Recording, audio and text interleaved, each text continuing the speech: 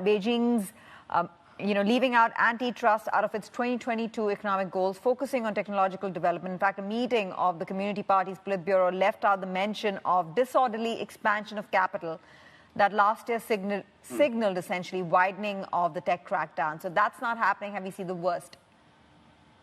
I think you're right. These rhetorics are missing, but it doesn't mean that China doesn't care. But I think the anti-monopoly law is still in fact, and still try to enforce it. The overall tightening stance, or so-called regulatory reform for the big tech internet, is still happening. So don't get disillusioned that this is over. This will be happening for the next few years. It's definitely not over. But having said that, like you said, in the short term, I think the worst of the big tech crackdown might be over.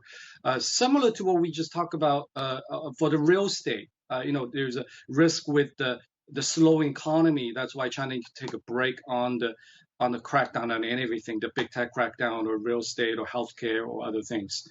Considered. So that's one consideration, is the impact on the economy. The second consideration is that we did have a very serious, quite serious policies targeting at the big tech internet now, and happening with relatively short period of time.